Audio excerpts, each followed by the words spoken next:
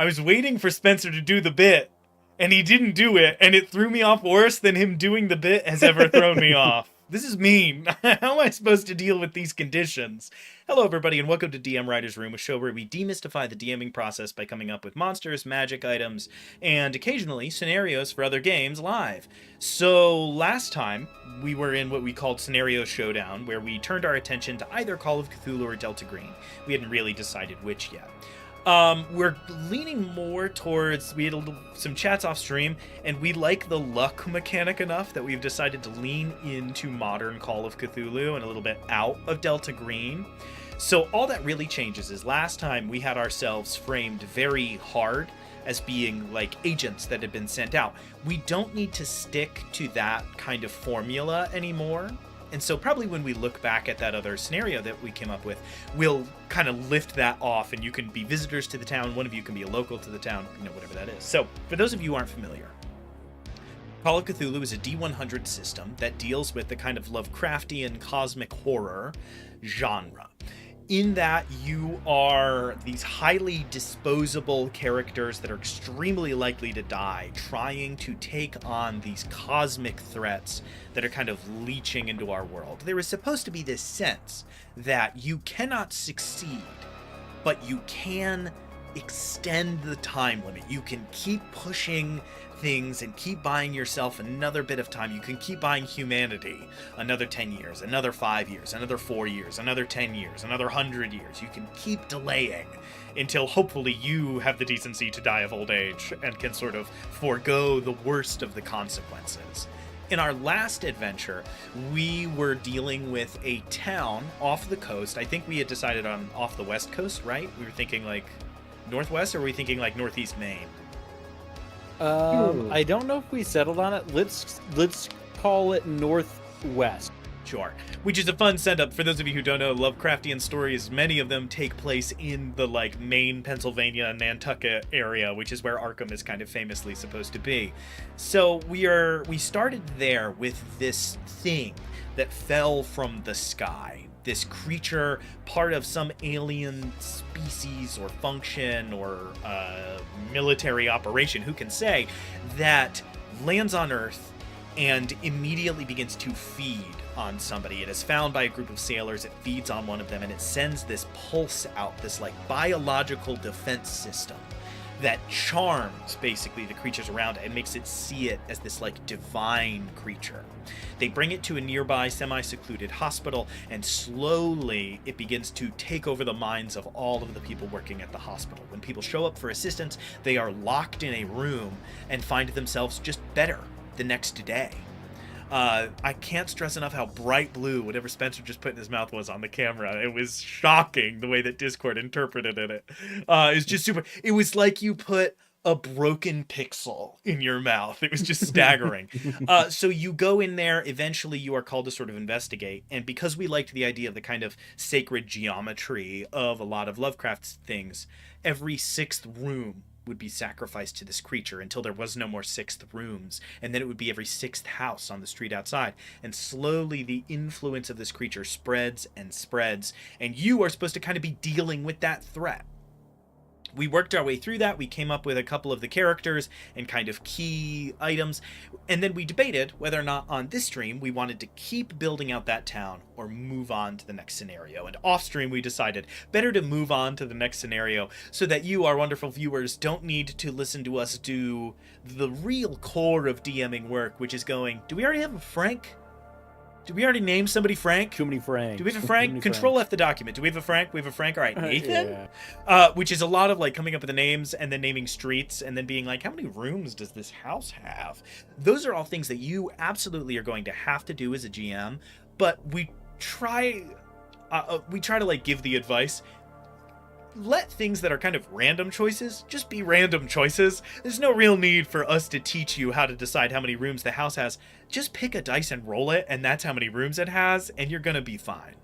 So we want to move on instead to sort of Arc 2 of this adventure. This is something that Call of Cthulhu does a lot. You play the same group of investigators, assuming that you have all survived, across multiple incidents across many years. Sometimes the gaps are just a few weeks or a few months. Sometimes they are long spaces of years between them. The great archetypical example of this is Masks of Nyarlathotep, this gigantic adventure that comes in 2 hardcovers in a slipcase, and is this like Herculean task to run that you might recognize from some actual plays that have done it, like Time for Chaos and Glass Cannon and things. So our first adventure we have in the books, if you missed that, don't worry. Each of these scenarios is supposed to be an enclosed story that could be connected to its sort of accent parts. So we have that first story underway, and we wanted to close that with one of these creatures, or maybe 2, crashing into the water somewhere else in the world, maybe also near the US, maybe somewhere else. And we had talked about wanting the next chapter to be what happens when one of these things is killed and then used, right? Like, it's killed by a cult, by government agents, by members of the military, by, some, like, local eco-terrorists. I don't know what it is. Somebody finds this thing, kills it, just like our own group did, maybe with more casualties. That's always fun, to make the players feel like they did a good job and set it up that, like, it went way worse at this other place. And it's now being used, was the thought that we had. We don't need to stick with that, but that was like our kind of sort of first iteration there. Spencer, I watched you have a thought just now. What's rattling around in the brain cage? This is an idea that would cover 2 adventure paths beyond that. One of these creatures crash landed in the water. That's the one that the party encounters on the first. The second one crash lands on solid ground and dies. So the dead body is there, and it's found by somebody, and that spawns the cult. You're good. The third one would be one that lands in the water as it's meant to, goes to land, and succeeds in the task that it's meant to accomplish, and then it would bring about the next level of danger. So, like, this town or this series of towns is overtaken, and then there's an initial threat. And so that gives us 2 more. And it also gives us a good isolator, which is if that happens, like, off the coast of Nome, Alaska, I know why it took so long for word of it to reach us, right? It crashes in the water, and it arrives on a town that is 300 miles. We joked on our first adventure, like, how far does this thing have to be? And we ended up saying it can be fairly close, right? We just put some other defenses in the way. We said that the creatures that spawned around this central creature, right? We talked about the central ecosystem. This thing creates the spawn that it uses to conquer, and it creates its offsprings that it can grow. If this thing crashes actually 600 miles from civilization, right, it could take over the whole town and then begin to spread in a slower way. So I think that would work really well. So you want one that crashed into the ground and died on entry. That is there is something... when you're talking about cosmic horror, right, it's important to keep rooting it in the mundane, right? It's this, like, cosmic, terrible, beyond your consideration, but there always needs to be this element of, oh, we were saved by pure, stupid luck. This creature is not omnipotent. It is just the most lethal being on our planet, and it can be killed by coincidence. Like, that is something that can happen to it, is a good scale, right? Not everything could be Cthulhu sleeping in the ocean. Some things need to be a little bit more mundane. I have 2 things. All right, make it good. One, Buzz says hello. So, hello, Buzz. Shout out, Buzz. Hey, Buzz. Welcome back. What's up, Buzz? Hello. Second, a different pathway I think we could take, where it's still Cthulian, but it's also how man can twist shit. We have it where this thing kind of started out the same way, and it started to get some influence, and then I don't know what would happen, but man just wins without the help of Secret Service, all that. So we have these a few of these weird creatures, and man has started what's the word? I don't know. Experimenting? Well, experimenting is a good way, but like harvesting from them and making some shit from them. Oh, you're talking about making a Kool-Aid from the leavings of this thing. Or like, okay. If I were the government and I found a dead body of this alien creature and I wanted to utilize it, I would be making some sort of bioweapon. If it's to influence the masses in some way, because it puts them under like a thrall effect, I could see there being some sort of medication or drug that they're developing using this creature's like biomaterials. I could see something like that. Sure. I would put that under like the cult aspect where they found the dead body instead of them defeating it. Yeah, it's the only essential element just for the genre is they cannot be succeeding. That's it. If they are succeeding, it is because they are being convinced that they are succeeding. Yeah. Right? Gotcha. Yeah, the thought I was the cult sort of start, and they're making like love potions out of this thing. They're basically making zombies that just happen to have good benefits for a little while, and then are zombies. Okay, so my immediate concept then is this is a more controlled and kind of deadlier. The other being crashes into Buckingham Palace. James, a strong start. Which of the royals are compromised? The fog in London never dissipates. It slowly begins resurrecting historical figures. Jack the Ripper. James. Now that's fucking pulp. That's pulp Cthulhu right there. Yeah, it is. Yeah. That lands in the pulp. That's really good. James, for the record, there's a system called Pulp Cthulhu, and I think you two would be very good friends. That is very much in that wheelhouse there. I think there actually is so for the record, even more so, there is Cthulhu by Gaslight, which is about the London in the time you're talking about. And I think there is a Jack the Ripper adventure. I think there actually is one. So that's very fun. Crashes into Buckingham Palace. That's really fun. What if this thing crashes into a swimming pool? Maybe that's Adventure 4. We'll have to figure that out. All right, cool. So my first thought, right, is this thing crashes. It dies on impact. It's picked up by these like government stooges, and they start to work on it, and don't realize that its corpse is charming them. Like, they think that they have naturally had an insane impulse, which is, we should devise a weapon that spreads this thing's effect and start experimenting on it without telling anybody, without checking. We're not going to move it to a more secure facility. And everybody in the room is like, this is a great idea. Like, this is how we're going to, like, we can get the upper, and whatever global conflict is going on, like, this'll launch America forward 1,000 years. And it takes one outsider to be like, what are you doing? I'm sorry, what are you doing? One more time, run it. Start at the top, and like run me down through. So, all right. So we like the idea that this thing crashes into land. I think that's great. Crashes land. That's very cool. We could have this. So are we thinking continental U.S. then? Like, are we thinking that coast, or are we thinking like the middle of the Arizona desert? Like, I'm thinking like Ohio. The one that crash lands onto Earth. Well, I'm trying to think, where does it crash that it is immediately driven to a military base? Area 51. Buckingham Palace. Which is where sort of my middle of the Arizona desert thing kind of comes from, right? If it's in the middle of the Nevada desert, then you can say it goes to this mysterious facility. So we need somewhere that is military feeling enough that we can put a secret base there, but also has enough civilians that you all can roll up and not be immediately shot by machine gun fire. So how do we kind of one DC link? If it's incredibly populous, but there is like some secret stuff there, I could see something like DC. But DC's hard to interact with as a player. Like a massive city can be difficult as an opening because there's so much going on. But it's also Area 51. I mean, if two people said Area 51, it would be a town in Arizona, right? And it gets pulled away immediately, but the locals have heard stories about stuff in this area.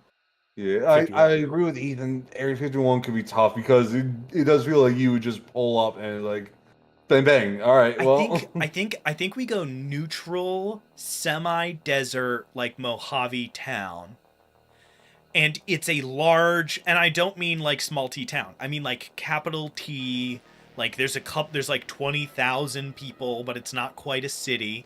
And I think it is attached to some military installation. Not a base, because if it's a base, you can't get on it. I think it needs to be near like a, I don't know, I'm thinking of like planetariums or things that monitor satellite traffic at night. A research facility more than anything else. It's also just a good classic setting, is that there is something really intoxicating about the flat, expansive sand that is really good. And it gives you the opportunity to fill your adventure with scenes where people are doing things like running across empty, open expanse with nowhere to go. And it's like, all right, you're running, but where, like, there's nowhere to hide. There's nothing to do. I think that, and that is sort of swapped with what James brought up earlier, which is the like terrible fog, cramped streets. They feel the same purpose, which is this like, you can run, but like, where are you going? How do you know it's not already following you? How do you know, like, what are you doing? Like, what is the plan? Is immediately presented in a way that can only be solved by a biplane, like, or a helicopter. Yeah. And there's really no easy way out. Michael, what were you saying? Buzz was saying that there's a small town by Area 51. There is. I learned about it a bit when there was the storm Area 51. Now, like, that got a huge upsurge. All they sell is alien stuff there. Yes. It's almost sad looking around that town. I assume it's Roswell, New Mexico adjacent. Yeah, basically. Yeah. All right, cool. So we devise a town, we devise a situation. Go ahead, what's your thought? I'm going to say, if we want to make it more approachable and a bit longer scope, I could see if the research facility is looking at ways of either weaponizing or making medicine out of this creature. They bring it to the research facility, they start doing that. I would like there to be a connection with the town itself as opposed to the research facility. I could see there being essentially like a civilian drug dealer that is dishing out low-level doses of this thing, who's also fallen under the thrall of the creature. So in the town, there's a threat building, which is people being zombified. And my term for this is this is what I call the hole in the fence. That is my name when I am prepping, is there always has to be a hole in the fence. There always needs to be something. So here's what I've got then. This is a research facility that is working on like compounds. It's like a chemical research facility, which is why it is so secluded. And somebody who works at the facility is backdoor dealing to somebody in town. And that's our in, is this person has this thought that for some reason makes sense when they have it, which is, I'm going to cut this stuff into what I sell. And for some reason, they think it's a good idea, right? There is some logical, like, fallacy that enters their mind, and they go ahead with that. And that is our hole in the fence. It gets outside, it goes to somebody, they give it to somebody else, they do the drug, and then they, like, bring the drug with them on a road trip, and they take it in Pennsylvania, and are under its effects. It gets noticed, and now you all trace that line back to this town, and that's our hole in the fence. Yep, that works. Okay, so... And that, I think, is an easy lead into who the cultists would be. The cultists are the people who have tried the drug and are now fully bought in on the idea that, like, this needs to be given to everybody. It's the, spread love, not war mindset, ratcheted up to a Cthulhu. Oh, yeah, it's probably euphoric kind of drug. Oh, there you go. No, that's really good. Makes you crazy. So let's nail that down a little bit. Is it? We had this thought, right, that it had this almost hallucinogenic LSD component, but that it degraded memory harshly, and that is sort of the natural. So that's when it is this like wave that comes off of the creature. When it is like distilled from pheromone like bio components, does that affect it stronger or weaker? I think it changes. So here's what I'm thinking. There's a term called ego death, which I'm sure you've all heard of. I think that taking it, this is our second stream where ego death has come up. It came up in our. Oh, is it really? Came up in the yesterday's The Party Makes Things Worse. The term ego death came up. Hilarious. That is so funny. So that's what it does for you. Yeah, it fully removes you from yourself. And then the high goes away and you're kind of back to normal under the thrall of this thing. But after you do it enough or do a high enough dose over enough time, whatever, the ego death becomes permanent and you become fully mindless. You are a worker drone for this creature. There's a video game. I'll find it quick. Look it up. So we're in this early development stage. So we talked about this a little bit the last time we were writing scenarios, and I recommend you watching if you play Call of Cthulhu, which is a game I really strongly recommend, or Delta Green, it's sort of cousin game. If you don't like luck as much as we do, it's worth thinking, do you want to start with the incident or start with like the environment? And so far it seems like we really like to start with the incident. And so that's kind of what we're doing. We're saying, all right, here's kind of what the town looks like. We'll figure that out later. What is the problem? What is the starting point? Where does this issue expand out from? Is a really good way to sort of push. I have a little more to say, but Michael has a point. Michael, go off. I found video game. Sure. We Happy Few. Yeah, We Happy Few. Okay, I know that one. Yeah. If you both know that one, it's very silly. You take the drug, and it makes you see everything as everything's good. It's a semi-ego death, but not fully. Mm-hmm. But It's a euphoric ego death drug. It just removes you from yourself, there's this then eventually you go crazy. So there's this intense euphoria, and you feel the drives of your personal life and attachments go away. And when you return, there is this incremental perception shift, which is each time you take it and you come back, you feel like the world is not right. You feel like there's something wrong. Like the world is wrong, and this drug makes you feel correct. Like, it's exactly like when people say, and the reason I'm bringing that up is not random, it's what people who meditate all the time say.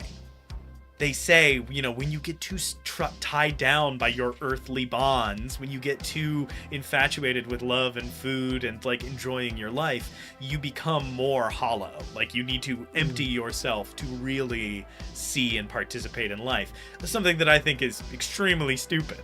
And so I think it is a good reflection of that, of taking that to the extreme where it's like people get addicted to that feeling of being able to abandon kind of their issues here. James has something that I actually do really like. He has attached it to the North and South Korea DMZ, which is a good one. But and a few other locations that I think would work. I do actually like the idea. The being explodes in the atmosphere and parts fall in. He has given this list of exotic locations, which I think would be very fun for like a full-length campaign. There's something... I ran a scenario, James, a little bit similar to that, where they were looking for like 3 pieces of a stone that had this like creature's will attached to it. I don't know if you remember that, Spencer. You had to break into a museum and some guy's house and City Hall to like find the pieces. I don't hate the idea that the creature's not actually dead. That it is just like scattered. Just separated. Yeah, that's fun. And if it's, instead of there being 3 crashed creatures, if it's just the 2 and this one was blown apart on entry, I could see that, and there being a couple of pieces to and go it could be across the fun world. because that would also give us the opportunity to have it. Scenario 1 is go kill the creature. Scenario 2 is deal with this town, and during this adventure you discover that the parts come back together and like it's still alive, and then everybody looks up and go, the town. And our third adventure is back in that town. Is not a bad idea if we wanted to do a little trifecta adventure. It's not a bad one. That's cool. 2 things. I think it's a really cool idea having 3 different parts, and like the 3 different parts of this creature do different things. Like this one charms, this one's causing the drugs of euphoria. This one is like enthrallment, or Sure. not enthrallment. The second one, Arcane X Affinity says hello. Hello. Yo, what up, Arcane X? Hi, Arcane. So you have this like intense ego death drug, and then I'll put with a question mark at the end, like reforming question mark, for a link for another adventure. If we want to get into semi-body horror with this, the people that are enthralled are fusing. Well, we already have as canonical that the people who become enthralled slowly start to transform. So my question then remains, right? If what we're trying to drill down on is this thing gets worse when we try to do things with it, then my question is, what about... So if getting the direct exposure to the charm slowly like morphs you into one of this creature's worker bees, what happens when you are mainlining that component? Like, what happens when you are huffing that in larger doses, in heavier concentrations? Because the people in our other adventure were just like getting kind of confused and getting a little worse every time. These people are experiencing full derealization every time they do it. This is a much harder and more damaging effect to their minds. So like, how does the change shift? They might just forcefully start drugging people. Yeah, that's where the cult aspect comes in. I think when they are under the effects, like when they're actively taking it, they start doing terrible, awful things in the name of this creature. So it's forcing the drugs upon other people. It's killing people who are getting too close to finding out what's going on. It's stuff like that. But there does need to be a physical effect besides the mental. Yeah, so I agree that it's this intense hallucinogenic and it's very euphoric and you have this moment of ego death and you don't realize that during that time you are a puppet. You are just instantly under the thrall of the creature, which is apparently not dead, which is a great trope of the genre. And you just start to do things. Like you remember it as you like getting your friends to try it and like sitting around a fire and like waving your arms in the woods. And then we cut. And so like we would, as a keeper, I think. Yeah, keeper. You would describe that scene and then you would say, and the camera pulls back to what you all are seeing. And you see somebody like writhing on the ground, trying to get away, being held down by like 5 people. As one of them has this like long needle. There's no fire. It is just a cold night, and you just hear like a needle cracking through bone headed for a brainstem as they inject it. And in their minds, they are seeing this like ayahuasca ceremony. Oh, to the person that just left when I described the needle, I respect your boundaries, man. That's you know fair. yourself. To thine own That's self be fair. true. Arcane said, but they had to take their medicine. Yeah. They have to take their medicine, exactly. Physical effect that people are saying, I think that they would, they'd be blinded. We're going with a lot of hallucinogenic. They can't see, so it's only what they think that they're seeing. They're fully in a hallucinatory terrain is really cool. I'm gonna be honest, I like the idea of them staying more human than the creatures in the other town, so it feels like a slightly different threat. I like the idea of them being more human. So is there any physical manifestation? Blind eyes, 100%. Arcane has also given some. Go on. Black fingernails, dark circles under the eyes. We already have a little bit of eyes, so and then balding. Oh, their body is just deteriorating. They're not transforming into anything. It's just ocular sight goes away. Hair falls out. Fingernails blacken. So what made other people like experience bodily changes that we said would eventually manifest in like long-term illness, like being exposed to radiation in our last scenario? For those of you just tuning in now, I said the word radiation and somebody dipped. Welcome to DM Writer's Room. We are making a scenario for Call of Cthulhu right now based on another one that we worked on last time.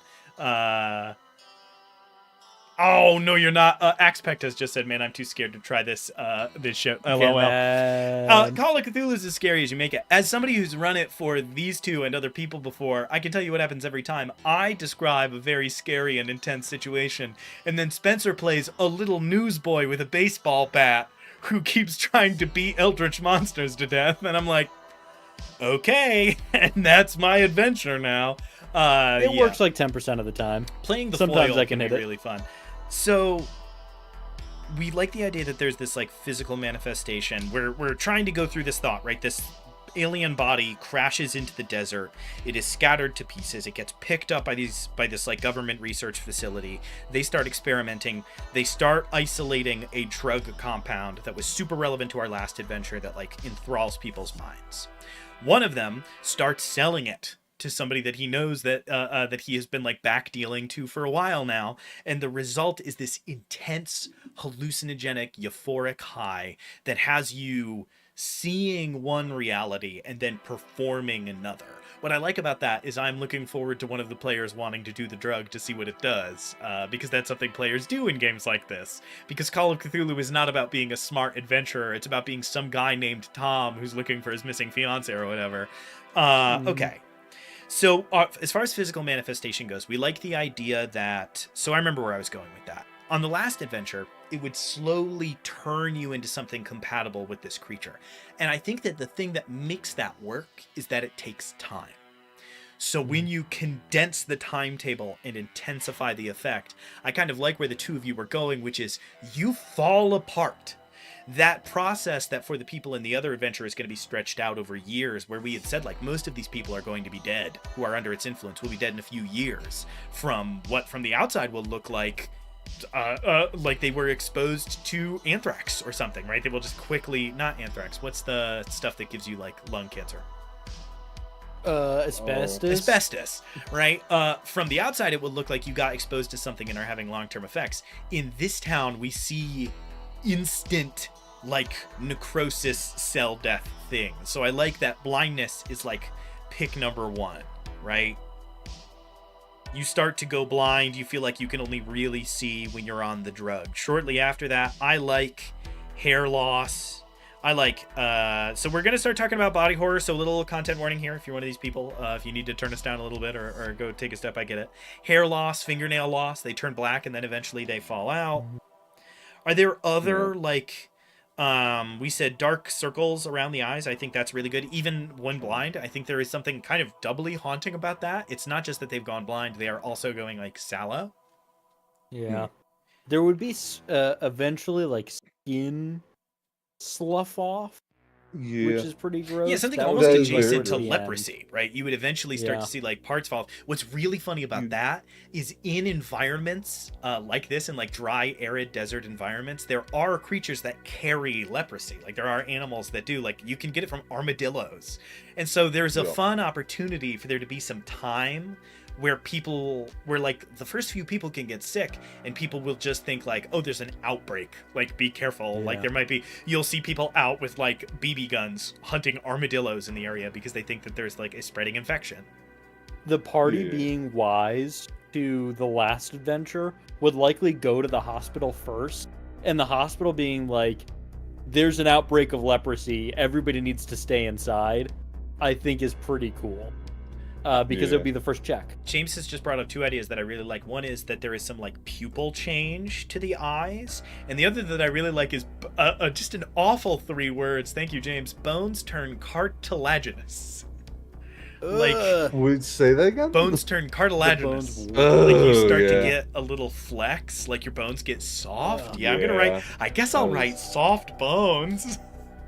Too much marrow in there. I wasn't thinking cartilaginous. I was thinking like osteopenia, osteoporosis. Oh, just bones start shattering. Yeah. I mean, why not both? Both. I love the idea of cartilaginous because it's gross. Arcane also said, so you could think you're chasing your dog around town, but you're actually chasing down a person around the city. Yes.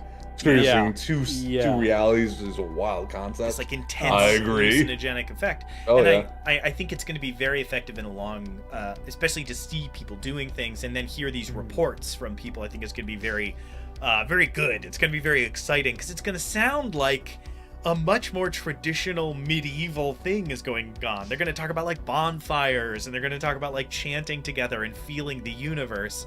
And then you go spy on one of these encounters and see horrific acts of violence and are like, oh, because that's a good shoe drop for the end of your first session. That's how I would run that. I would try to push the party to like find out very fast, go to one of these things and end the first session on them being like, you hear the chanting and then you just see somebody with a hatchet like bury it in this deputy's shoulder, and then you cut Yeah. and we pick back up next session is like And really then good. if the deputy is already also on drugs, he doesn't flinch. He's happy. Just takes the hit. Oh yeah, that's good. Okay, cool. So I think Um, we've got the mechanic of taking this drug pretty well sorted. We've got where it comes from, we have the facility, and we don't need to, eventually we're going to need to like name this government black site and like come up with some other stuff around it, but we don't necessarily need to do that yet. So if this is that, now we need to think a little bit about how the party comes to be involved. So we're basically, last time where we were at this same point was we knew the hospital was the source, and we knew it was spreading out to locations, and we knew that each night they could be encountered again. And I think similarly we have discovered that each night you are going to be having these encounters with these people that are like taking this drug and trying to like attune themselves to the stars or whatever, because it's very addictive. And once you start to investigate that, right, that's our lead into the adventure. And so now my question becomes, how do we proceed? So last time we did that by looking at who are your allies in town, who is neutral in town, who are your enemies in town, like who is the actual cult. And we kind of had a range from most aggressive to most helpful. Do we want to start there again, or do Michael? we have any other jumps that we want to do? Michael, what's up? Arcane just followed, so thank you, Arcane. Yo, shout out, thanks for the follow. And second, a question: how long does it take from first taking it to blindness, almost, or to any of these symptoms? How long, or how many That needs doses to are be- we thinking? It needs to be long enough that people will do the drug for fun. So it needs to be longer than unfortunately, I do think the answer would be like a month. We Yeah. could say like 2 or 3 weeks if we want the town to. Actually, here we go. I have a side question. Is the town functional still? So if this drug is intensely addictive and it's everywhere, then it can be 8 days, and it doesn't matter, because by the time you get to the end of your first week of taking it, you are like, it can be 2 days. You're so addicted that it doesn't matter, right? If the town is functional and you are following a cult through its streets, it needs to be like 2 weeks. It needs to be long enough that people can start to take it, think it's a party drug, and by the time they under its sway, their family members are already like, I haven't been hearing from them a lot. I don't know what's going on. They haven't been showing up to work, and that's a very different adventure. I think to the inevitable result of body decay, 1 month. You have a month of taking it where the effects get worse and worse and worse. After the first hit of this thing, your immediate belief in whatever happened, like if you were forced an injection, that memory changes to you trying it out of your own volition. Yeah. There's like an immediate mental effect, but the physical reaction doesn't take place for. And we can jump into this adventure, say, like 3 weeks after the outbreak, because now there's been statements of leprosy in the town. There's all these strange things coming out about a new drug. The what is it? Opening in the fence? You called it hole in the fence. Hole in the fence. fence. The hole in the fence has had enough time to open up to your research. So it's been like 3 weeks, and it takes a month for those initial reactions. to be We're back. accidentally doing something that I am absolutely in love with. We are accidentally doing the opposite of an immune response, where it's like body first, and then because it's body ocular, and then your eyes are a nerve pathway to your brain.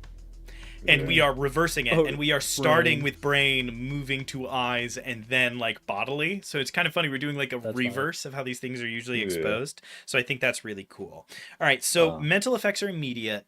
Vision loss within what, a week? Like, yeah, I think that there's like a noticeable loss degradation. of vision. Yeah, after a week of taking.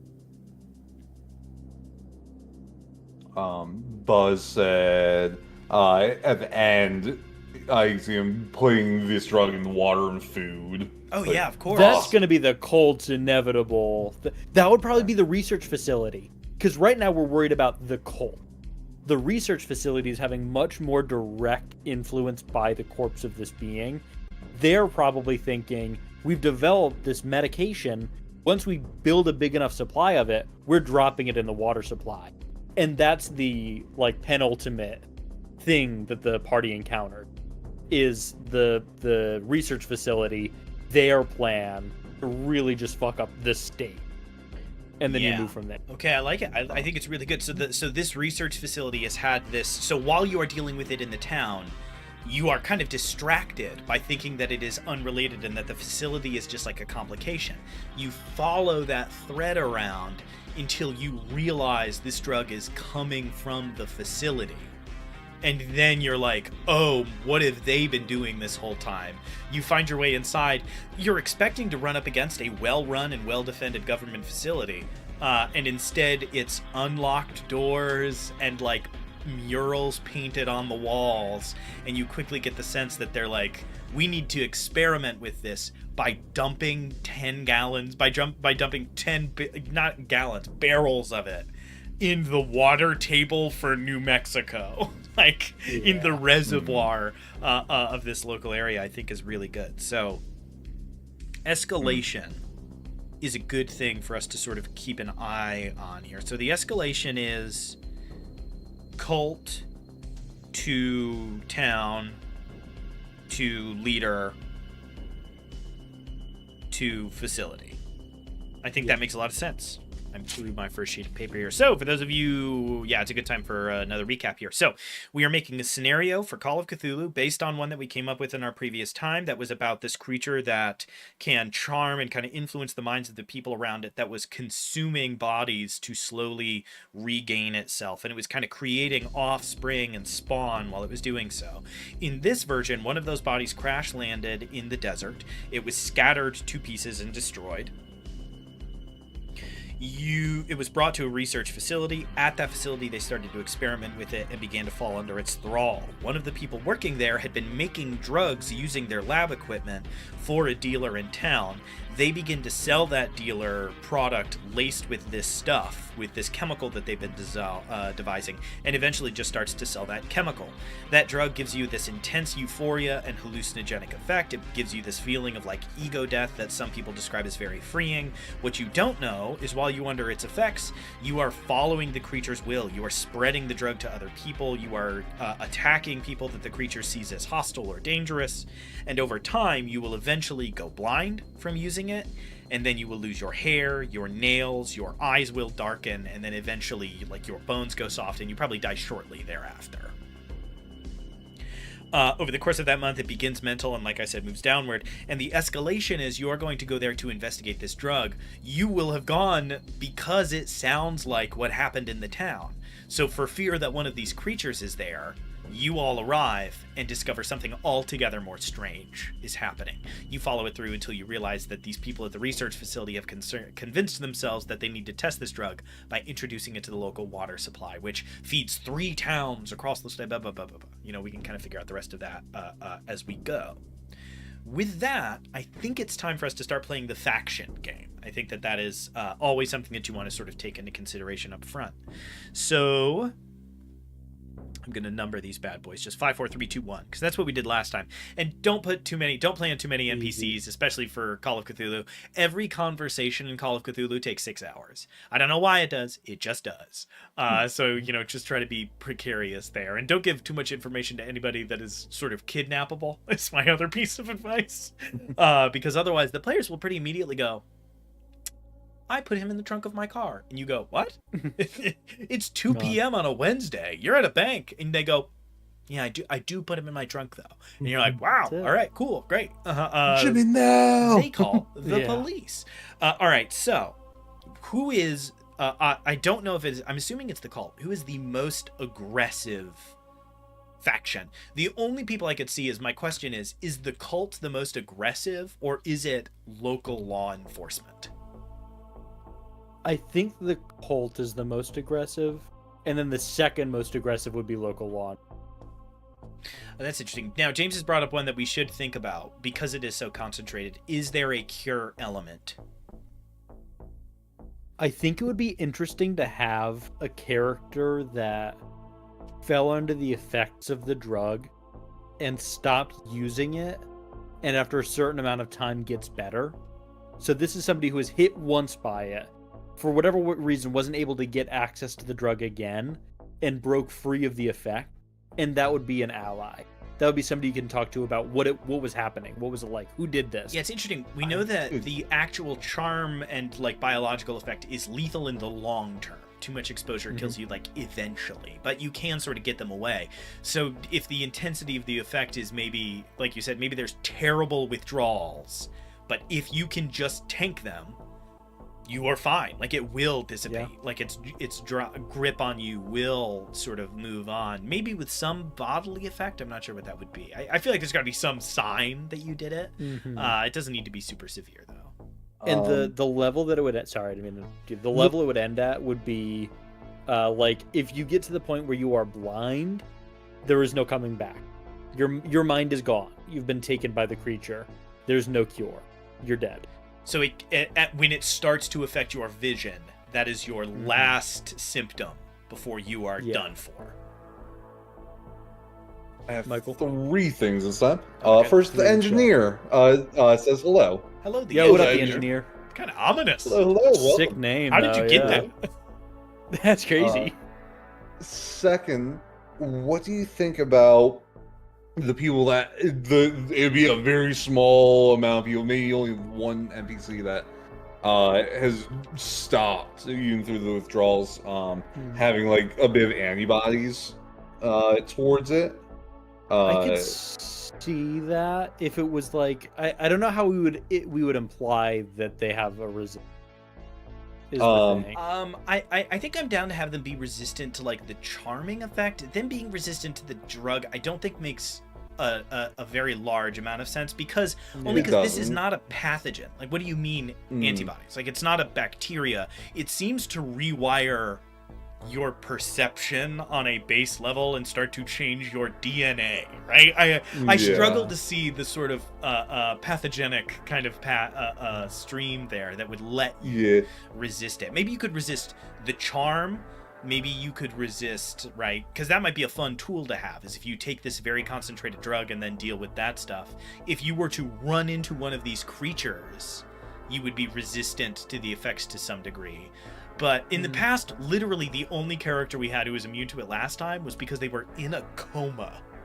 Yeah. It seems a little wild to be like, or you can get immune to it if you only get a little sick.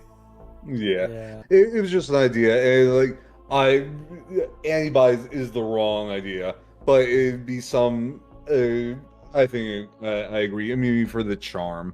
Your neural pathways have solidified in a way that makes you resist. Yeah. Sure. Third, Buzz has asked if this is a finite drug. The answer is yes, but only because the research facility is hoarding so much of it to infect the water supply. I think that they've figured out the chemical balance to create more. And we also have already said this creature is alive and regenerating. I think you arrive to find that they have been sashimi slicing off of this creature's liver for months and just letting it regrow and doing it over and over and over. And so they have cell cultures and fridges full of other samples and blood samples and tissue samples. They have just been vivisecting this creature for months. And to have if the investigators burn down the research facility and spirit away the creature or effectively fully kill it, then it's finite. There's only however much is left on the street. Until that moment, infinite. They can just keep making more. And that's what they're doing until they infect the water supply. I like the idea of it regenerating. Engineer asks, what are we talking about? Do we need ideas? You just missed a recap. Yeah, so we're making a scenario for Call of Cthulhu based on one we did last time. The gist of it is we are in a small desert town that has been exposed to a drug that gives you this euphoric ego death, but also puts you under the sway of this alien creature that fell from the sky. Call of Cthulhu is a Lovecraftian game. If you're at all familiar, a lot of this is going to sound very Starspawn familiar to you. And so we are kind of moving through there, and we are about to start talking about the actual cult. So here's my number one question. Who is the center of this cult? Who is in charge? So last time we had the crew of the ship. This time we don't really have a good person to be doing that, right? Because the dealer isn't the cult leader, they're the guy who sells it, and maybe they're part of it, but they don't really, I'm not sure that that's our way in. Do we have any other is there a religious figure in town that has become dedicated to this stuff? Is there like a local yoga instructor that has gotten really into it? James has said follow the money, who's making the most. That would be the most aggressive. So I do think the cult is kind of laundering this then. I think that might be a good idea for us to lean into that a little bit. So do we have any thoughts though? So I think that the dealer doesn't get high off their own supply. The person who got from the research facility was given like a big bushel of pills and was told, go sell this. I'm sure you're going to make a lot of money. He doesn't take it. So that's going to be another faction, is the initial drug dealer. The first point of contact that's selling the drug. Well informed, but not helpful. I will put him in position 2. There we go. Yep. I think that the person in charge would be somebody who's influential in the town in some way. That's a religious leader, a mayor, governor situation, something along those lines. It's a desert town, so it wouldn't be like the head of the farmers group. Deep-seated temptation to make it a social media influencer. So the deep-seated what year is it? To make it an Instagram personality. I don't remember what your last one was. No, me either. You were saying it was pretty early. Was it like 80s, 90s? That feels right. Yeah. Yeah, because we didn't want cell phones. I think it was in the 80s, is what it was said as before. And that's why we had the John Carpenter synth music. Yeah, there you go. All right, so let's say it's either still the 80s or maybe it's like 91 or something. Maybe it's like just a little bit 91. later. Let's do a little bit of time progress. We do a 5-year jump. Okay, cool. I like Arcane. They had a cool idea for the person that was cured. As an NPC, they are still very high, and so they give a mix of truth and fever dream answers. So they are somewhat useful. So I love the idea that you recover and you aren't going to be sick anymore, but like the euphoria never really goes away. It's like what they say happens when you take LSD. They're like, 20 years from now, you can have a new flash of being high from it, which I don't think is real. But they say that, but this time it is real. It's like, sometimes you will be high. It's just going to rip over. You're going to be euphoric. There's going to be some ego death. That's fun. Yeah, that's fun. Cool. An engineer liked our idea of Eldritch Horrors. He says he has a race of kobolds that are a direct manifestation of Eldritch Horrors. That's a really cool idea. Yeah. That's really funny. I have not an Eldritch Horror. I do something oddly familiar in one of my settings that I play in when I run groups for like random people at like libraries and stuff. In that setting, goblins appear anytime an area becomes too lawful. If things are too lawful for too long, goblins just start appearing like full labyrinth Jim Henson style. They're like these amalgams of feathers and beaks and skin and flesh and orcs that like just sort of start to like crawl out of trash cans and like cause trouble until the balance is restored to whatever the area is. We have the base of an idea from James here, which I'm going to take and flip a little bit. An 80s cover band who's based in the town. They're heading back out on tour and are trying to take as much of the drug as possible to dose their concert goers. My pitch is keep the band and have that be one of the major events that will occur over the course of this game. There's going to be so much drugs at an event like this, so many, and cult members are going to show up and start forcibly putting these drugs down people's throats. So this is one of the like countdown clock events. Is if the concert happens, this is going to be bad. Is there something to our cult leader being the leader of like an 80s heavy metal band? I think that would make sense, being like the first person to pick up the drug off the street. Because it also gives us this like intense, charismatic figure that I think would be very helpful. Yeah, I think the band idea is cool. Arcane said a local celebrity could be a cool angle. I think that goes with the band member. Boom, that's awesome. Right there. Yeah. Band lead. Okay, cool. Engineer was just talking about his kobolds. They're called Isocarianoths. You know, Michael, I'm really proud of you. That seems like that was tough, and you really took a stab. Good. You really went for it. Yeah, I think I nailed that word.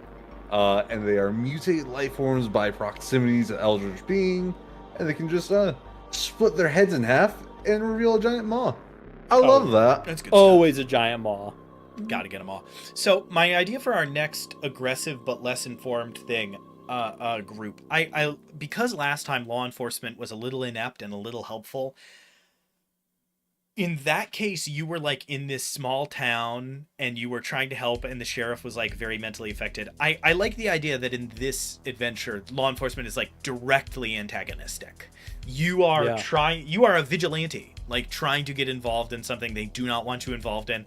If there is this like festival coming up, if there is this like Burning Man equivalent, they don't want you causing a trouble and making a scene. It's full Mayor from Jaws. Like, we could even say, we could do Mayor from Jaws. We could say the mayor of town in concert with the police are like, hey man, shut up. Like, we'll deal with this after. Who cares? Like, you know, the half the money this town makes every year, we make this week. Like, you know. Yeah.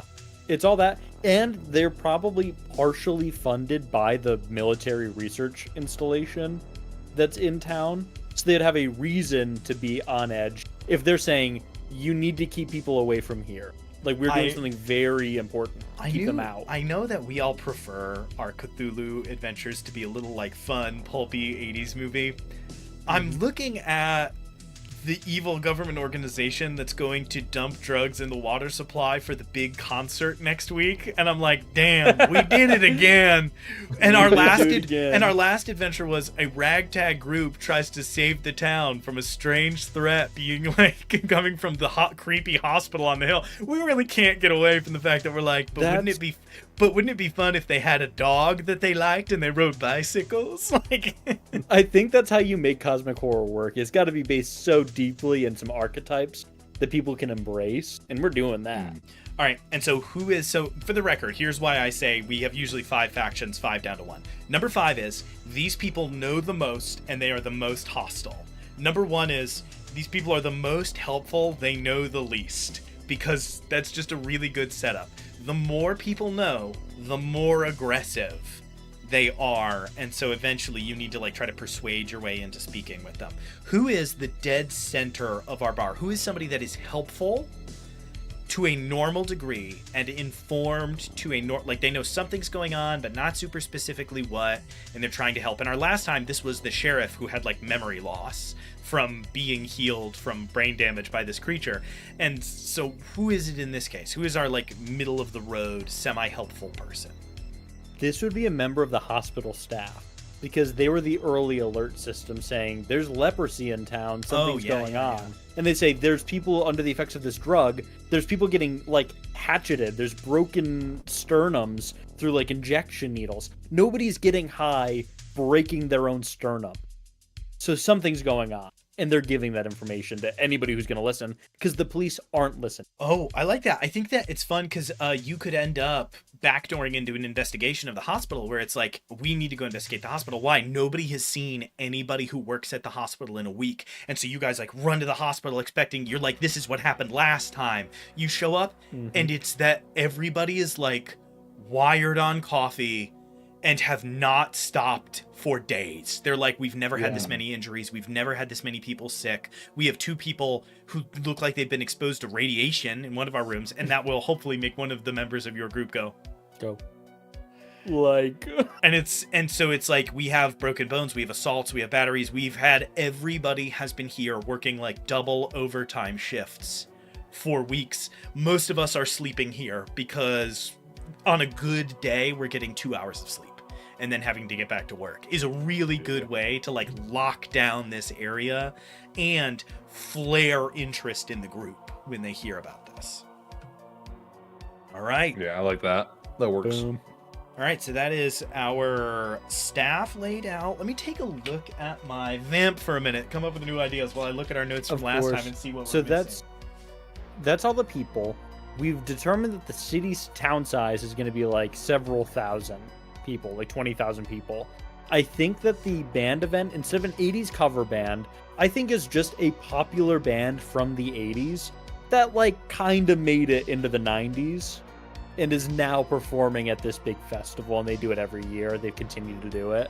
That's easy.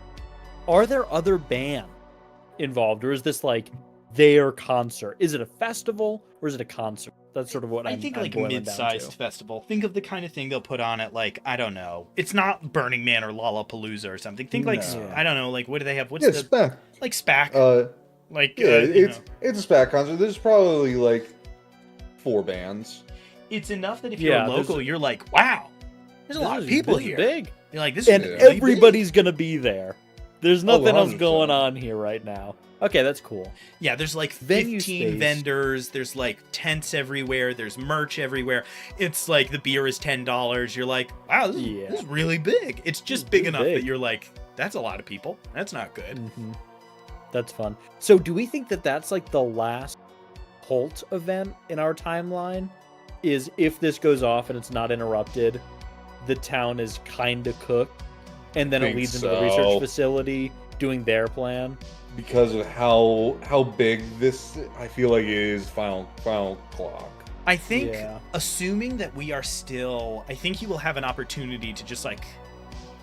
Usually, the fail state is you all escape and the government napalms the town. That is usually the way that these things resolve. Is it's like they dispatch with this threat, right? And so that is usually how these things will end if you fail. I think in this particular case, failure is pretty, and this is like weird to say, I think is pretty unlikely. In a lot of Call of Cthulhu adventures, failure is quite likely, like people dying or it not really working out. In this case, we have a lot of introductions to what is happening, and we have a lot of people with information, and we have like a nice visual cue. So I think the odds that the party all survive is very low. The odds that they do nothing to stop what is happening, I think, are kind of equally low. Yeah. Right. Now, what So real life 80s band do we want to like say that Tears for Great Fears is question. rolling up and that this is going to be like really gnarly, or do we come up with a fictional like Scooby-Doo and the Hex Girls? Like, do we come up with It has to be fictional Scooby-Doo and the Hex Girls because the lead singer is the cult leader, and we can't be like, yeah, it's Pantera. That'd be It's just so Pantera. funny. There are some bands that if we fired off an email and we were like, "Can we make you an evil cult leader in our adventure?" They'd They'd go, say yes. "They'd go, can I? Yes. Do you need money? Like, do you Yeah, need that's money? to do awesome. Can I that? voice something for you? Can I make a Yeah, song? right. Do you need me to do anything for this?" Like, yeah, that would be very good. Okay, so for the record, we are at about the same point. The only thing we're missing now is what are our threats? Why aren't people leaving? Like, why are we not immediately screwed? Like, why hasn't somebody with 10 of these pills in a bag left town and the gig is up and everybody's done for? Like, what? That's all I need. I need that little thing. Is it that you need to, one example would be, right, do you need to take the drug for quite a long time? Like, does it take a lot of the pills? Is it that the town is like under quarantine? Is it that we're really isolated in the desert? Is there construction? Like, what is, I need some reason why this drug dealer didn't find out that the pills were very addictive and go, oh, cool, stick them in their bag and drive to Austin, Texas. We've already seeded that it takes a good amount for you to become fully indoctrinated. So I think that there hasn't, one, been enough time for them to fully expand. Two, you become a member of the hive mind. I don't think that this creature wants it getting out that quickly. Yeah. They want it to be an immediate, And that's- widespread take. And that's what we did last time. Yeah. Oh, Another James thing- says, James, a very good pull from James. The drug only really works near the creature. Yeah. That's fine. I was thinking because it takes so much. Your source is here. The source can't leave, so you can't bring the drugs elsewhere. And there's not enough being given to the dealer because the research facility is still stockpiling most of it.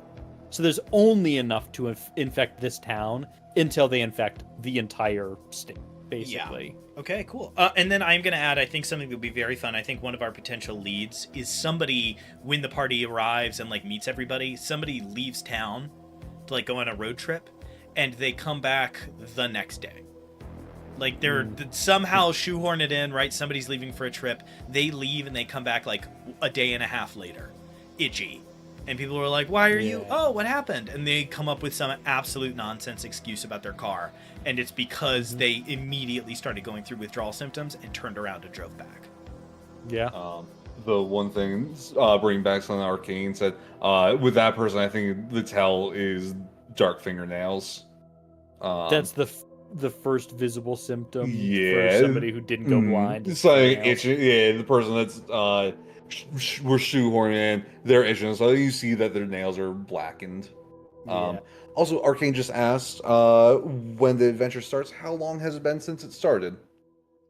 We said 3 weeks originally. Yep. Yeah, since the so initial long event. enough that the cult is probably up to like a good 2 dozen members. They are starting to really spread it to other people, but there aren't so many of them that they have taken over the town, right? Because that's kind of our fail state, is that the town is taken over, right? And I think that it's 3 weeks. After an additional week is the concert, and then pretty shortly after that concert, within a couple of days, the research facility's planning on fully dispersing into the watershed. Because I think the concert, I actually I have an idea based on what we've added and made true here, especially with the thought that you can't go too far. I think the concert comes to town, and I think a soft fail state is you let the concert happen, all of those people get infected, and then they don't leave. Mm-hmm. These people from like different states and different areas of this state and different areas of the country, none of them leave. A couple of them that do turn around very quickly and come back, right? This like opening salvo test. The drug is self-isolating. The people that took the drug want to stay, and so all of a sudden the town of the population doubles, and all of these people are basically done. Like, right, they are almost all certainly going to die. And so it is a strong consequence for the players morally, right? It doesn't affect the world, it doesn't make this an auto-fail, but it's like, hey, you have fundamentally failed to keep people safe. Another 100 are people dead now. are going to, maybe they're not dead right now, but they will from the effects of taking this drug as much as they have. And so that like forces them into another situation where they are going to, if they have sort of shirked their duties to that point, they are going to double down, hopefully, and kind of expose whatever remains. Nice. Do you think that after the a couple days, if the concert goes off, do you think the government would napalm? Is that next step?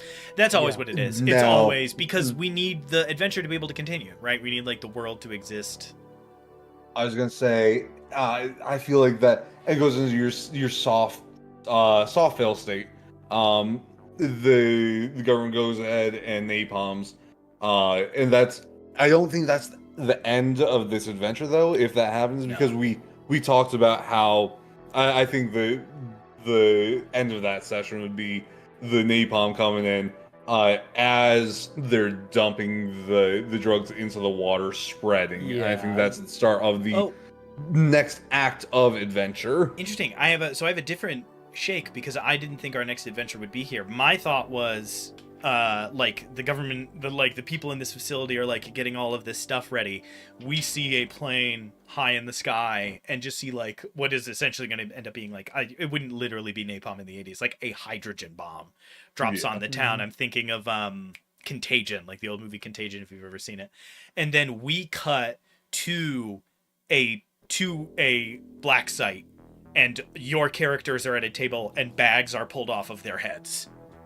And you are, and they are, like grabbed, imprisoned, interrogated, and and that's how we shoehorn them into the third adventure. If they fail, is they are attached as liaisons to a third thing. Like, well, there's been another breach, like, and somebody like hits their head off the table, and like they have to go as a part of this, but they go as these like Jacques scientists. That are like there as penance, I think would be a good way if you want to keep the campaign going. A perfectly good answer is they die. They just die. And you go to the next scenario, and the next scenario starts with, if the characters all died at the end of scenario 2, have them play locals to the town.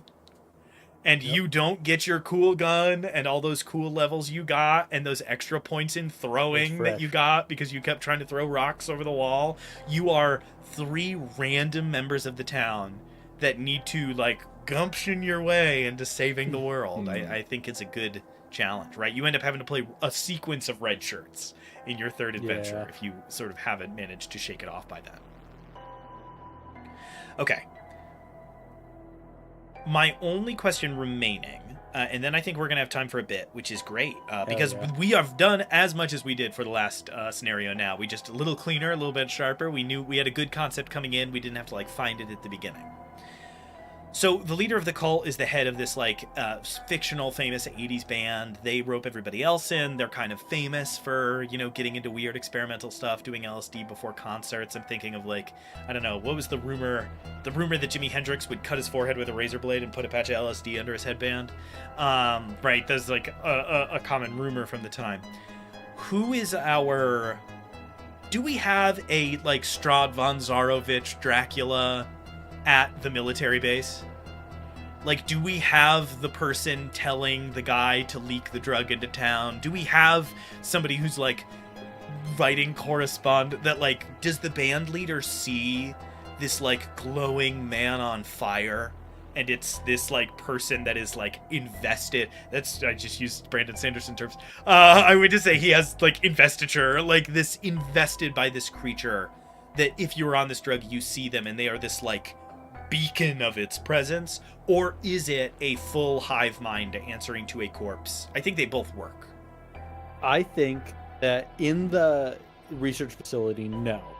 I think that those scientists are just fulfilling a different purpose. If anybody is going to be like that, it would be the leader of the band. It'd be the lead singer. He is, the point of him at this point is to draw the attention of the party away from the research facility. He's the one that is big, brash, showy, leading the cult, doing all of these things. So if there's a Strahd, it's Pantera. But the facility itself is really hive-minded. They're just functioning to do this thing. Okay, so then I have an idea. I have a pitch that I think is fun then. If they're trying to be villainous, and that's an important plot point, right? One of the ways the players could succeed then is by realizing how much this guy is trying to occupy their attention. Are they like... I like the idea that they were famous. They were a famous 80s band. They were a, like, Aha style, like, pop band.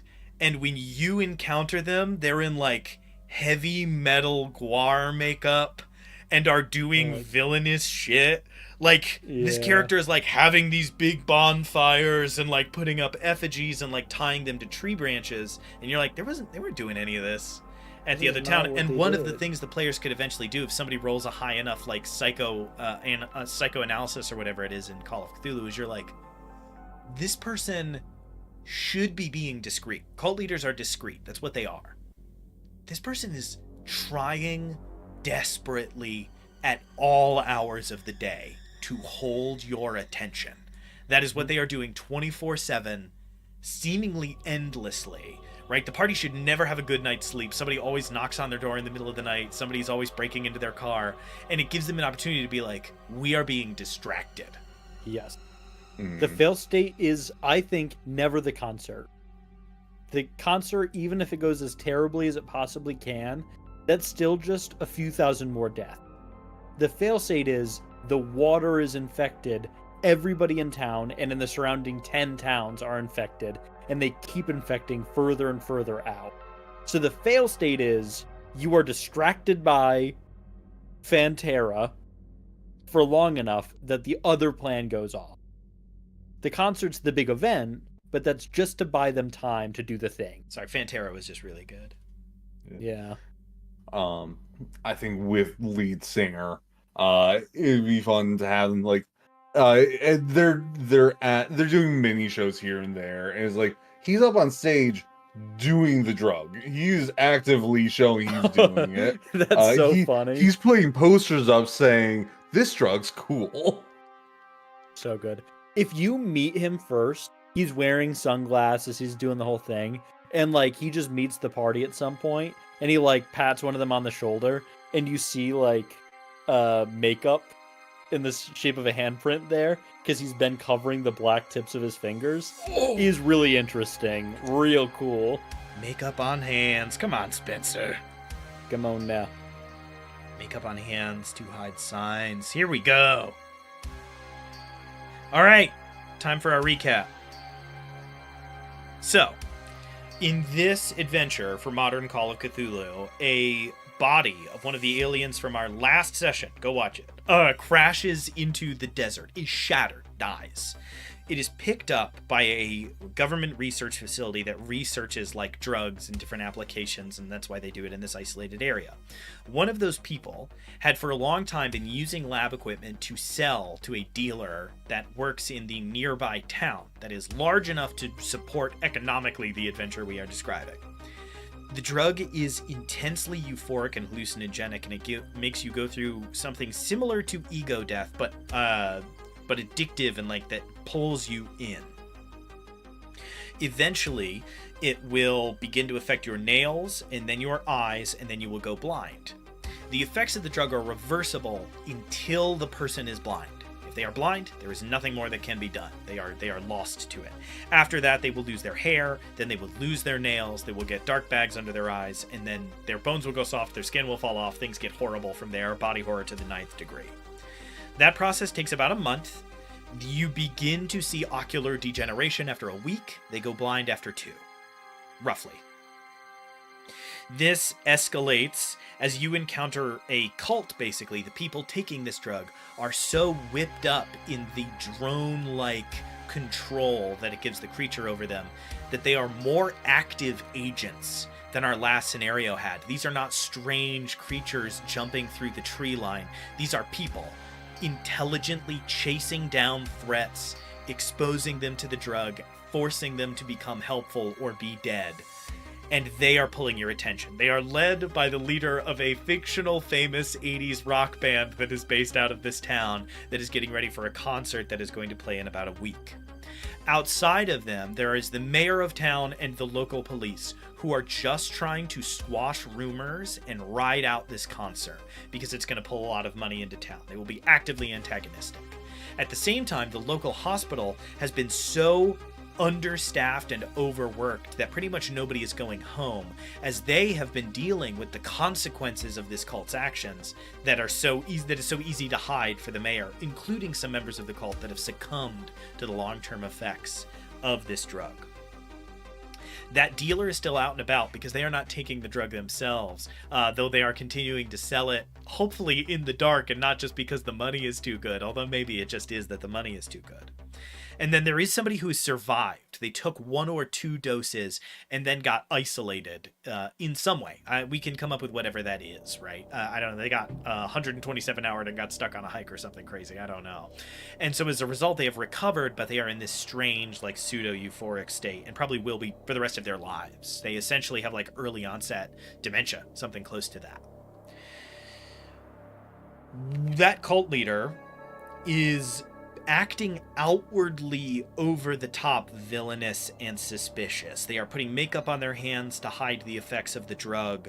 They are actively being over the top and sending members of the cult to distract and pull the attention of the party away from the military base, where this drug is being created in amounts so large that they will be able to dump it into the water supply and infect the county with this effect.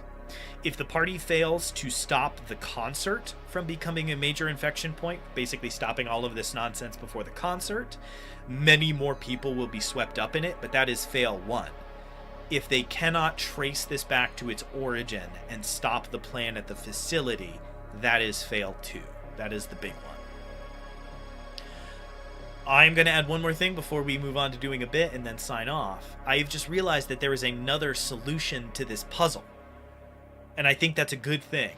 If the party can be observant enough to realize that the drug needs to be taken within a certain distance of the creature's dead body, they could, if they aren't like a rootin' tootin' like big iron on their hip crew, run in, steal the body, and drive it away in a truck. And in a week, not even a week, in like 2 days, the people will start going through withdrawals. The people that are well into the drug will die, and the town will kind of clear itself. And I like that. I like that there is this, if you are very perceptive and you roll very well and you pay very close attention to how the drug works and what's going on, there is this other, not necessarily easier, but less lethal solution for the party where they don't need to, like, take on a small pretty well secured base, and instead they can just pull a reverse ET, drive this thing into the middle of the desert, and bury it deep.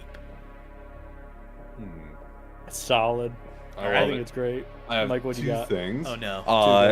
Arcane has said, where are the eco-terrorists when you need them? I know. Exactly. I'm always saying that. We I'm always need more saying of them. And then second, I was thinking about the makeup of the hand. I think we can bring it even further if you get into like his changing room, like right before the concert, you can find like he has a wig that he has to put on. He has and on desk contact lenses that he has to put in so that it doesn't look like it's grayed out. So this is like full. So then we need to change the stakes just a little bit. This guy is not like a charismatic dude that is wrapped up in it and covering his fingernails because he feels gross.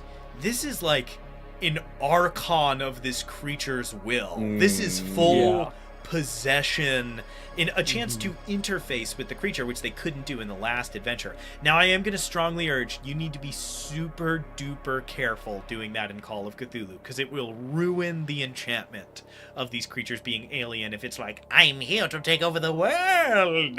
Yeah. Like, it needs to speak in bullshit riddles and be like weird and obtuse and hard to deal with. I think that even he can't to it.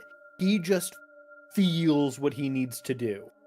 I need to put this thing on. Need to misdirect this. I know, there's just something very intentional and unnerving to me about this step of putting in, like, ordering color contacts, putting them in, getting a wig, putting it on.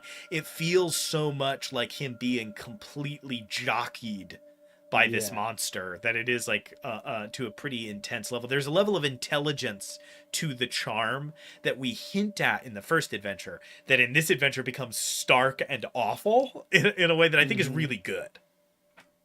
And I think that because this thing is still dead, it's why it's not doing this to several people at this. But after it recombines, it can. Or maybe in another town where the other third piece is going on, maybe there are many intelligent archons of this. It's also another Call of Cthulhu Lovecraft classic to be like, but it's dead. And for him to be like, for now, it's dead. For now. And you're like, Interesting. Good. And then that maybe. We'll have to see what we think we should do for the next adventure. My first inclination is this cues them to go back and discover that the body of the creature has been taken, to some other place. That would be my instinct, is they go back to that other town. How do you get rid of this thing? Because we need the world to not end. It's like, can you burn it? Like, what do you need to do is it tie this thing up in heavy chains and throw it in the ocean? Is it yeah, exactly, James, what is death to a cosmic horror? Is it burn it and toss it into like a 10-foot deep hole and just hope that it can never get itself out? How do you deal with this thing? Because in our last adventure, it was, I think burn it. I think we said burn or starve was where we sort of landed.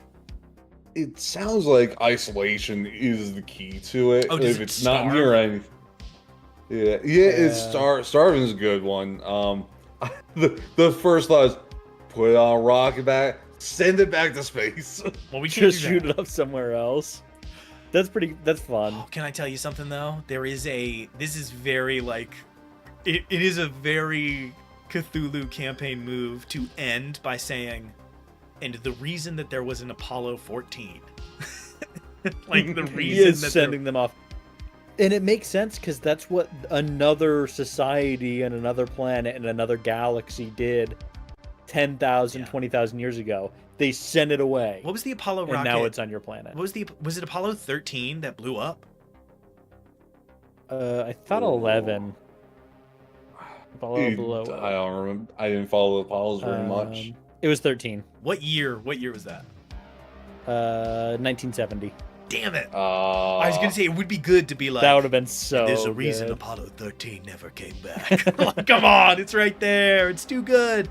All right, I think that works. I like it. Okay, cool. I think that's our layout, and then next time we'll decide how the next chapter of this sort of plays out.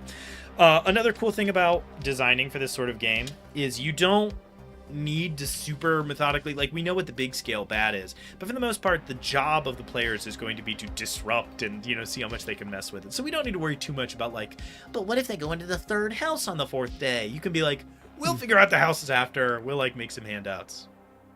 Now, this is one actually- more thing before Yeah, go ahead. before we go on to our bit. 80s bands lineups by James Hurst. The Griswolds, it's movie tunes. A Poison cover band called Addicted. Addicted is fun. A David Bowie Ziggy Stardust cover band, Odd Stars? Yeah, and That's a Go-Go's fun. cover band, Sealed Lips. Odd Stars and Addicted both go great. I like Odd Stars. Odd Stars pulls me in so hard that I think I'm going to start a band. There you go. Okay, cool. I'll join. I can't play any instruments or sing. All right. Yeah, So, bit none of the three time. of us can do any of those things. We'll be great. We'll have Yeah, a good job. perfect. We'll do it. All right, cool. With that, it is 9:02. We are right on time. We will, and I guess you will catch us on our next DM Writers Room next week, where we are going to keep moseying through. What? Did you have another thing? I was gonna do a bit, but I'm Do you want to do a bit? We got a little bit of time. We started a little late. We'll do a quick 1 minute bit. Okay. They say, you say, I say. It's D&D. For everybody who doesn't know, they say, you say, I say. We have to come up with a location, a monster, and the third person has to come up with the plot hook. We got to be rapid fire about this, though. So only monsters you know and locations you can think up in like 10 seconds. Pulling up D&D Beyond. We're gonna do rollies. All right, everybody roll. D20s. You got to keep fresh. I got This a is how we do 1. it. I got a 1. I got so a good luck 19. beating that. I got a nat 20. 20 All right, and 19 and so a 1. Get him. I'm gonna be doing the adventure hook, and they're gonna proffer the monster and the location. I'll do the Michael, location. you get picks. You got location. Ethan's got monster. Okay, cool. Easy money. Michael, location. Go. For Buzz said goodnight. So good night, Buzz. Good night, Catch you later, Buzz. Thanks for hanging. You know, staying for the bit. The location is the Hoover Dam. The Hoover Dam with the D&D monster. Okay. Do you want me to pick a D&D monster or a Call of Cthulhu monster? Honestly, do Call of Cthulhu. Let it rip. Do a Call of Cthulhu monster? Okay. I'm going to go with... What are some... I've run a few times. I have a couple of favorites. I'm going to go with a Mygo. Mygos are these, like, flying space creatures that phase in and out of reality and can make illusions and try to trick people into, like, serving their kind of dark influences in the world. The date is early April 1931. The Hoover Dam is well under construction. The workers there, the only residents of the locale, far away from any other structures. The dam is being built under the guise of attempting to build an electrical grid. That's what we all believe it to be. But it is, in fact, a water-based location for alien entities to take shape and to birth more of themselves. These myopes, you said? Mygo. Mygo. The Mygo require still water to procreate. And at the bottom of the Hoover Dam, after it's constructed, they will be laying hundreds of larvae deep, deep in the dam. And they will crop up and grow and eventually wipe out all of humanity. Your people have been tasked with looking into what's going on, why construction is going so surprisingly fast. Why aren't these workers getting tired? Why is there no fatigue? It's because they are under the effects of this Mygo. These several Mygo, in fact. And you must clear them out, clear out the larvae being laid within the dam, and then finish construction without a hitch. And that's the adventure. Solid. I was double checking how Mygo Nice. work, and it's actually you're actually pretty close to how a couple of their real world mechanics work. All right, so with that, those are our bits. You'll catch those more if you keep watching. Thank you all so much for watching this episode of DM Writers Room. We are going to keep working in the Call of Cthulhu system for our next stream as well, and then after that, we'll see what we do as we continue. I've had a lot of fun jumping to a more modern-ish, something a little bit different. It's been a nice change of pace. You can check 3 streams here on Foolhardy Press. They all start at 7:30 p.m. On Sundays, you can catch Game Masters, Masters of Games, where Spencer, Michael, and I play games that we've either already mastered or we feel we need to master. Last time we played Chained together with the Wheel of Doom, which involved taking bites out of raw onions, taking shots, and all kinds of other fun, silly shenanigans. So if you want to check that out, we will... As awful as it was to take bites of onion, we've already decided we will do it again at some point. I don't know if we'll do it again immediately or not. We'll keep you posted. On Mondays, you can catch The Party Makes Things Worse. That's our actual play stream. Our last stream before our last sort of campaign was, it just slipped my mind because I was about to say it. The Prince of Charming. Was The Prince of Charming in the Monster of the Week system, which Spencer ran. Super fun, 9 episodes.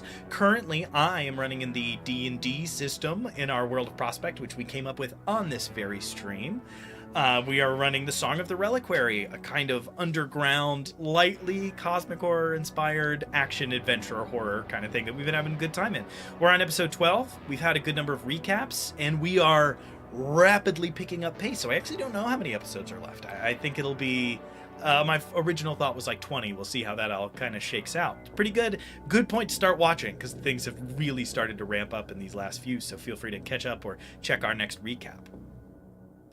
Also, check us out on itch.io, where you can check out our first one-page RPG, The Last Thanksgiving, a turkey-tinged tale of vengeance for 4 to 6 players trying to end Thanksgiving for good as you play turkeys on a farm.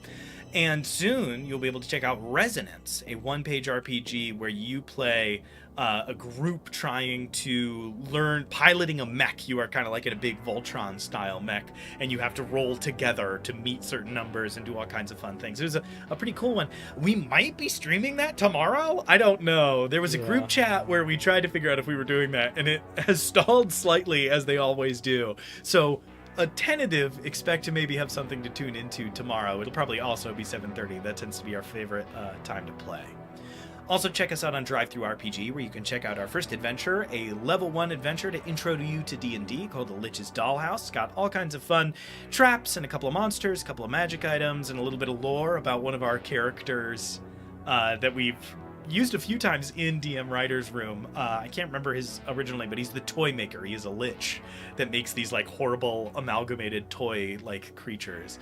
Pretty fun. And soon Void's Eye Observatory is going to be up there as well. That is our next adventure that we came up with, I think, a year and a half ago now. Yeah, so it's going to be exciting to see that make its way out into that big wide world. Also, check us out on YouTube. Spencer makes all kinds of great videos over there and shorts.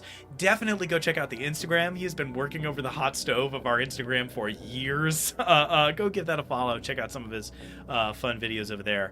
Check us out on TikTok. It seems like TikTok's here to stay, I guess. So as long as Spencer's posted, go watch it, man. I think that's everything. Is that all of it?